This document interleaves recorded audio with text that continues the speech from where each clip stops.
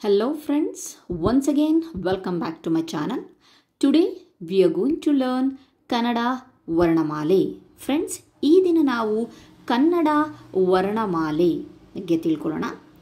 Friends, in Kannada Varnamale there are 49 letters. 49 ಅಕ್ಷರಗಳಿಂದ ಕೂಡಿದೆ ನಮ್ಮ Kannada ವರ್ಣಮಾಲೆ. So ಬನ್ನಿ ಒಂದೊಂದೇ ಅಕ್ಷರವನ್ನು ಯಾವ ರೀತಿಯಾಗಿ ಬರೆಯೋದು ಮತ್ತು ಯಾವ ರೀತಿಯಾಗಿ ಉಚ್ಚಾರಣೆಯನ್ನು ಮಾಡೋದು ಅಂತ ಹೇಳಿಬಿಟ್ಟು ನೋಡೋಣ.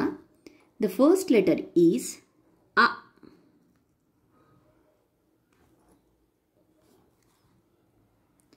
ಆ, ಇ, ಈ,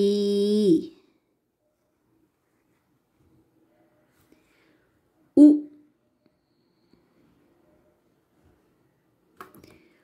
ಊ,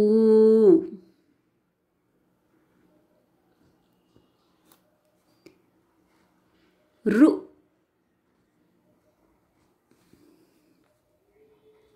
ಎ, ಏ,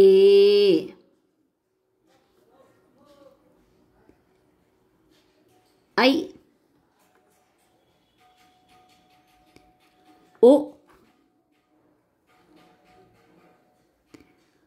ಓ,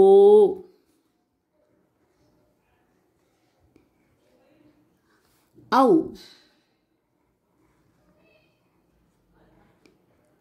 ಅಂ,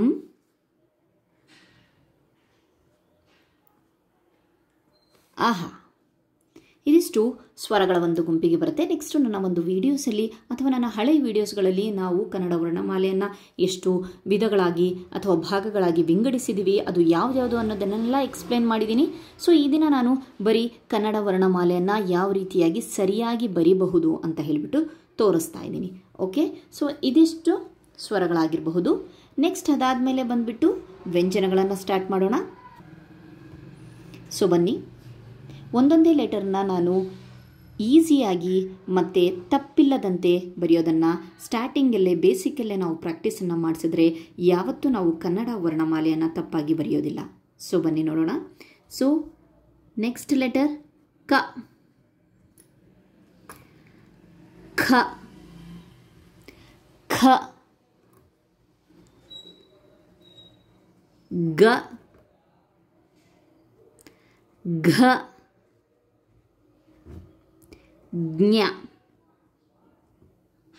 ಸೊ ಇಲ್ಲಿ ನೋಡಬಹುದು, ಇದು ಅಲ್ಪಪ್ರಾಣ, ಇದು ಮಹಾಪ್ರಾಣ. ಸೊ ನಾವು ಇಲ್ಲಿ ಕ ಅಕ್ಷರವನ್ನು ಉಚ್ಚಾರಣೆ ಮಾಡ್ತಿರುವಾಗ ಇಲ್ಲಿ ನಾವು ಯಾವುದೇ ರೀತಿಯ ಬಾಯಿಯ ಮುಂದೆ ಒಂದು ನೀವು ಕೈಯನ್ನು ಅಡ್ಡ ಇಟ್ಟು ನೋಡಿ. ಸೊ ಯಾವುದೇ ರೀತಿಯ ಗಾಳಿ ಹೊರಗಡೆ ಬರೋದಿಲ್ಲ. ಅದೇ ನಾವು ಖ ಅಕ್ಷರ ಮಹಾಪ್ರಾಣ ಆಗಿರೋದ್ರಿಂದ ಖ ಅಕ್ಷರ ಉಚ್ಚಾರಣೆ ಮಾಡ್ತಾ ಇರುವಾಗ ಸೊ ಬಾಯಿಯ ಮುಂದೆ ಈ ಒಂದು ಕೈಯನ್ನು ಇಟ್ಟಾಗ ಗಾಳಿಯ ಒಂದು ಅನುಭವ ಆಗುತ್ತೆ. ಕ, ಖ, ಗ, ಘ, ಜ್ಞ.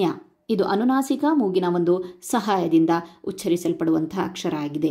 ಸೊ ನಾವು ಫಸ್ಟ್ ಸ್ಟಾರ್ಟಿಂಗಲ್ಲಿ ಅಕ್ಷರಗಳನ್ನು ಬರೆಸ್ತಾ ಇರುವಾಗ ಉಚ್ಚಾರಣೆ ಸರಿಯಾಗಿ ಹೇಳಿಕೊಟ್ರೆ ಅದು ಕಂಟಿನ್ಯೂ ಆಗುತ್ತೆ. ನೆಕ್ಸ್ಟ್ ಚ, ಛ,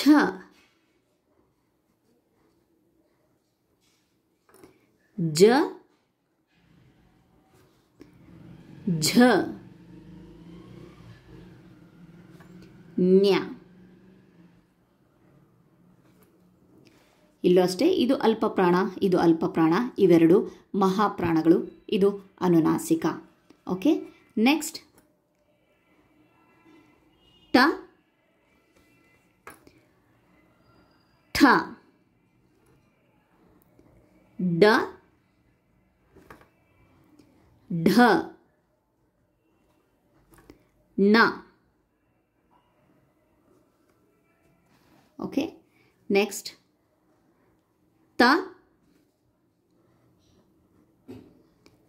ಥ, ದ, ಧ, ನ. ಓಕೆ, ನೆಕ್ಸ್ಟ್ ಪ ಫ, ಬ, ಭ,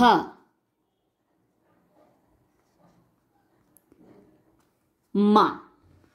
ಸೊ ಫ್ರೆಂಡ್ಸ್, ಇನ್ನೊಂದು ವಿಚಾರ ಏನಪ್ಪ ಅಂತ ಅಂದರೆ, ಕೆಲವೊಂದು ರೆಗ್ಯುಲರ್ ಆಗಿ ಮಾಡುವಂಥ ಮಿಸ್ಟೇಕ್ಸ್ಗಳು ಹೇಗಿದೆ ಅಂತ ಹೇಳ್ತೀನಿ. ಸೊ ಇಲ್ಲಿ ನೀವು ನೋಡ್ಬೋದು ಓ, ಇವು ಎಲ್ಲಿಗೆ ಕಟ್ಟಾಗಿದೆ, ಇಲ್ಲಿಗೆ ಕಟ್ಟಾಗಿದೆ. ಸೊ ಇಲ್ಲಿ ಒಂದ್ಸಲಿ ಬರೆದು ತೋರಿಸ್ತೀನಿ. ಓ, ಅದೇ ಅಕ್ಷರ ಬಂದ್ಬಿಟ್ಟು ಬ ಇದೆಯಲ್ಲ, ಅದು ಫುಲ್ ಬರಬೇಕಾಗತ್ತೆ ಈ ರೀತಿಯಾಗಿ. ಓ, ಬ ಈ ಅಕ್ಷರಗಳಿಗೆ ವ್ಯತ್ಯಾಸವನ್ನು ನೀವು ತೋರಿಸ್ಬೇಕು. ಅದಾದಮೇಲೆ ನೆಕ್ಸ್ಟು ಇಲ್ಲಿ ಅಕ್ಷರ ಇದೆ ಛ, ಅದು ಮೇಲಿಂದನೇ ಸ್ಟಾರ್ಟ್ ಆಗಬೇಕು. ಈ ರೀತಿಯಾಗಿ ಇಲ್ಲಿಂದ ಸ್ಟಾರ್ಟ್ ಆಗಬೇಕು ಛ. ಇಲ್ಲ ಅಂತಂದರೆ ನೆಕ್ಸ್ಟು ನಾವು ಯ, ರ, ಲ, ವಾದಲ್ಲಿ ವಾ ಇದೆ, ವಾ ಈ ರೀತಿಯಾಗಿ ಬರುತ್ತೆ. ಇದು ಛ, ಇದು ವಾ. ಇನಿಷಿಯಲ್ ಸ್ಟೇಜಲ್ಲಿ ಅಥವಾ ಬೇಸಿಕ್ ಅಲ್ಲೇ ನಾವು ಸ್ಟಾರ್ಟಿಂಗಲ್ಲೇ ಈ ಅಕ್ಷರಗಳ ವ್ಯತ್ಯಾಸವನ್ನು ಮಕ್ಕಳಿಗೆ ಹೇಳಿಕೊಡಬೇಕು. ಇಲ್ಲ ಅಂತಂದರೆ ಆಲ್ಮೋಸ್ಟ್ ಛಾನು ಸಹ ಹೀಗೆ ಬರೆದು ಬಿಡ್ತಾರೆ. Okay, this is wrong. ಇದು ವಾ ಇಲ್ಲಿಂದ ಸ್ಟಾರ್ಟ್ ಆಗುತ್ತೆ, ಛ ಇಲ್ಲಿಂದ ಸ್ಟಾರ್ಟ್ ಆಗುತ್ತೆ, ಓ ಇಲ್ಲಿಗೆ ಸ್ಟಾಪ್ ಆಗುತ್ತೆ, ಬಾ ಇಲ್ಲಿವರೆಗೂ ಎಳೆಯಲ್ಪಡುತ್ತೆ. ಓಕೆ, ನೆಕ್ಸ್ಟು ಅವರ್ಗೀಯ ವ್ಯಂಜನಗಳನ್ನು ಅಂದರೆ ನೆಕ್ಸ್ಟು ಕಂಟಿನ್ಯೂ ನೋಡೋಣ. ಮಾ ಆಗಿದೆ. ಸೊ ನೆಕ್ಸ್ಟ್ ಯ, ರ, ಲ, ವ, ಶ, ಶ, ಸ, ಹ, ಳ. ಯ, ರ, ಲ, ಭಾಷೆ ಶ, ಸ, ಹ, ಳ. ಇದಿಷ್ಟು ನಮ್ಮ ಕನ್ನಡ ವರ್ಣಮಾಲೆಯಲ್ಲಿ ಬರುವಂತಹ ಅಕ್ಷರಗಳು. ಓಕೆ, ಇಲ್ಲಿ ನೋಡಬಹುದು ನೀವು ಕನ್ನಡ ವರ್ಣಮಾಲೆಯಲ್ಲಿ 49 ಅಕ್ಷರಗಳಿವೆ. ಆ ಎಲ್ಲ ಅಕ್ಷರಗಳನ್ನು ಬರೆಯೋದನ್ನು ಸರಿಯಾದ ರೀತಿಯಲ್ಲಿ ಬರೆಯೋದನ್ನು ನಾನು ಇಲ್ಲಿ ತೋರಿಸಿದ್ದೀನಿ. ಸೊ ನೋಡ್ಕೊಳ್ಳಿ. ಸೊ ನನ್ನ ನೆಕ್ಸ್ಟ್ ಮುಂದಿನ ವಿಡಿಯೋದಲ್ಲಿ ನಾನು ಈ ಒಂದು ಕನ್ನಡ ವರ್ಣಮಾಲೆಯ ವಿಧಗಳನ್ನು, ಸೊ ಇದರೊಳಗಡೆ ನಾವು ಯಾವ ರೀತಿಯಾಗಿ ವಿಭಾಗವನ್ನು ಮಾಡ್ತೀವಿ ಅನ್ನೋದನ್ನೆಲ್ಲ ನೋಡೋಣ, ಸಂಕ್ಷಿಪ್ತವಾಗಿ ನೋಡೋಣ. Thank you friends.